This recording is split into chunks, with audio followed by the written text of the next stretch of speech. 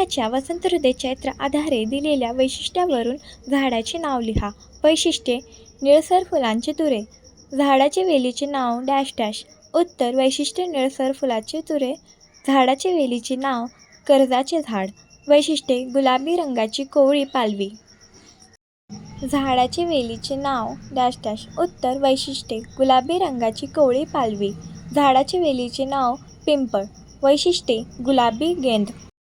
झाडाचे वेलीचे नाव उत्तर: वैशिष्ट्ये: गुलाबी गेंद. झाडाचे वेलीचे नाव मधुमालती. वैशिष्ट्ये: कडवट उग्र वास. झाडाचे वेलीचे नाव उत्तर: वैशिष्ट्ये: कडवट उग्र वास. झाडाचे वेलीचे नाव कर्जाचे झाड. वैशिष्ट्ये: दुर्गी फुले. झाडाचे वेलीचे नाव डॅश डॅश. उत्तर: वैशिष्ट्ये: दुर्गी फुले. झाडाचे वेलीचे नाव घाणेरी. वैशिष्ट्ये: तीन पाकळ्याचे फूल. झाडाचे वेलीचे नाव डॅश डॅश. उत्तर: वैशिष्ट्ये: तीन पाकळ्याचे फुलं. झाडाचे वेलीचे नाव मांडाचे झाड. वैशिष्ट्ये: पायापासून डोकीपर्यंत लांदली गेलेली फळं. झाडाचे वेलीचे नाव डॅश डॅश. उत्तर: वैशिष्ट्ये: पायापासून डोकीपर्यंत लांदली गेलेली फळं. झाडाचे वेलीचे नाव फणस. खालील संकल्पनेचा तुम्हाला समजलेला अर्थ स्पष्ट करा. चैत्र हा खरा वसंतात्मा मधुमास आहे. उत्तर: वसंत ऋतूतील सर्व सर्जन, निसर्गातील सौंदर्य, विविध वृक्षावर बोलणारी मधुर रसाने भरलेली फळे यामुळे वसंताचे खरेखुरे परिपूर्ण उत्कट दर्शन चैत्रातच होते. म्हणून चैत्र वसंतात्मा व मधुमास आहे. काळी कबरे घरटी चित्रलिपीतली सुंदर विरामचिन्हे वाटतात. उत्तर: अवतीभवती दिसणारी सुंदर सुंदर निसर्गदृश्य म्हणजे निसर्गाची चित्रलिपीच होय. निसर्ग न्याहाळता न्याहाळता मन या घरट्याजवळ थोडेसे रेंगाळते. पुढे सरकावे असे वाटतच नाही. इथे आपण जणू विराम घेतो. योग्य जोड्या जुळवा.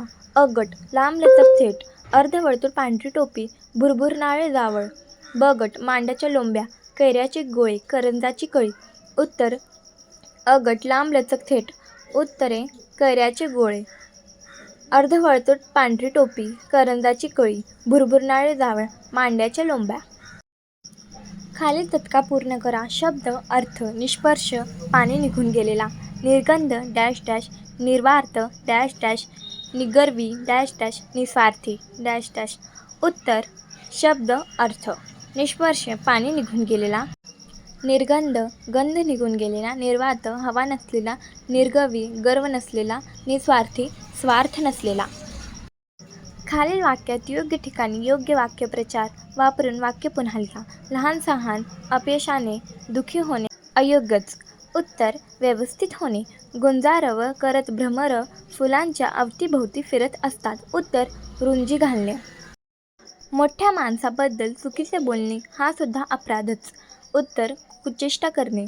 सध्या घरामध्ये उंदरांची संख्या वाढल्याने अनेक पाहुण्यांच्या पिशव्या कुरतडल्या गेल्या आहेत. उत्तर: पेव फुटणे.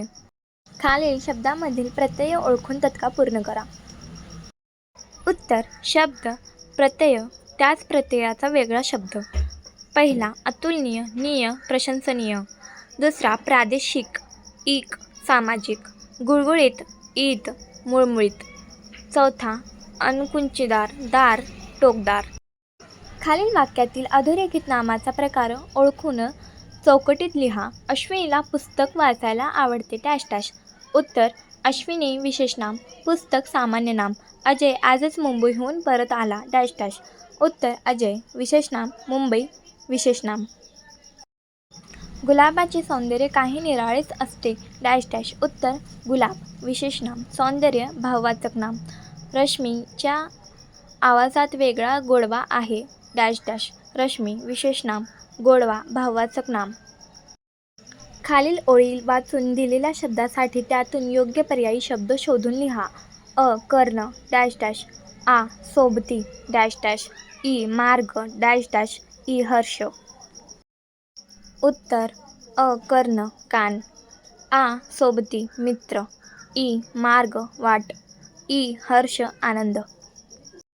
स्वमत: चैत्रातल्या पिंपळाच्या नवपालवीच्या रूपाचे सौंदर्य तुमच्या शब्दात लिहा. उत्तरे: चैत्रात नवपल्लवांनी गर्द झाकलेल्या विविध रंगाच्या फुलांनी डवरून गेलेल्या वृक्षलताचे दर्शन घडते की समजावे हा वसंत ऋतू आला. वसंत ऋतूची सुरुवात फाल्गुनात होते. चैत्रामध्ये वसंत ऋतू ऐन भरात आलेला असतो. त्यातही पिंपळाची पालवी डोक्याची पारणे फेडून टाकते. हिरव्या पोपटी रंगाच्या अनेक छटा झाडावर लहरत असतात. पिंपळाचे झाड जसजसे या नवपल्लवाने डवरून जाते तसतशी ही गहिऱ्या गुलाबी रंगाची पाने उन्हाळ्यात झकाळू लागतात. जणू काही गुलाबी रंगाची सुंदर सुंदर गेंदच झाडावर फुलले आहेत असा भास होऊ लागतो. हे दृश्यरूप डोक्यात साठवता साठवता पानाची सरसळ ऐकावी ते पिंपळाचीच किंबहुना पिंपळ पानाच्या सळसळीवरून झाडाच्या पानाची सळसळ हा शब्दप्रयोग रूढ झाला आहे. आनंददायक, आल्हाददायक, मनमोहक, मनोरम, हृदयंगम, विलोभनीय, नितांत रमणीय, रम्य ही सर्व विशेषण चैत्र महिन्यातील पालवीने डवरलेल्या पिंपळाला एकाच वेळी लावता येतील. चैत्र महिन्यातील पक्ष्यांच्या घरट्यांना लेखकाला वसंताच्या चित्रलिपीतली विरामचिन्हे म्हणतात. या विधानाची सत्यता पटवून द्या. चैत्र महिन्यातील सृष्टी सौंदर्याने न्हाऊन निघते. अनेक रंगाची विविध आकार फुलांच्या रूपात डोक्याची पारणे फेडतात. सर्वत्र नवनिर्मितीचा उल्हास भरलेला असतो. या सर्वांचा कळस गाठला जातो तो पक्ष्यांच्या घरट्यात. पक्ष्यांची घरटी सुद्धा अनेक लोभस आकारात निर्मिलेली. काही कबरी घरटी लक्ष वेधून घेतात, काही लोंबत्या आकाराची, काही वाटोळ्या आकाराची, काही पसरटगोल अशी विविध रूपातील असतात. ही घरटी रमणीय निर्मितीचे दर्शन घडवतात. ही घरटी म्हणजे जणू चित्रलिपीचीच वाटते. चैत्रामध्ये निसर्गाचे जे रूप दिसते ते जणू निसर्गाचे साहित्य होय. हे साहित्य वाचताना आपण घरट्याजवळ रेंगाळतो म्हणून ती विरामचिन्हे ठरतात. वसंत ऋतूशी निगडीत तुमची एखादी आठवण समर्पक शब्दात लिहा. उत्तर: आम्ही एकदा आमच्या गावी गेलो होतो. वसंत ऋतूच होता तो. त्या काळात रानातून नुसता फेरफटका मारणे म्हणजे फक्त आनंद आणि आनंदच असतो. काही खायला नको किंवा काही प्यायला नको, फक्त डोळे भरून निसर्गाचे दर्शन घ्यावेच. असे फिरत असताना आम्र फुलाचा सुगंध आला. आमचे जवळच्याच आंब्याच्या झाडाकडे लक्ष गेले. झाड मोहराने भरलेले होते. अनेक फांद्यांवर टरटरून फुगलेल्या टवटवीत कैऱ्या दिसल्या. आमच्या तोंडाला पाणी सुटले. नकळत आमच्या हातात दगड आलेच. ते भराभर झाडावर मारू लागलो. बाजूने जाणारा एक जण कळवळला. झाडावर दगड मारल्यामुळे त्याला वेदना झाल्या होत्या. त्याने आम्हाला थांबवले. स्वतः झाडावर चढला. आम्हाला कैऱ्या काढून दिल्या. लगोलग घरी गेलो. आईने मीठ मसाल्याची फोडणी दिलेले तेल कैऱ्यांना लावले आणि काय सांगू, हे लिहितानाही माझ्या तोंडाला पाणी सुटले आहे. त्या दिवसाची ती कैरीची चव मी अजूनही विसरलेलो नाही. अजूनही वसंत ऋतू म्हटला की मला ती कैरी आठवतेच.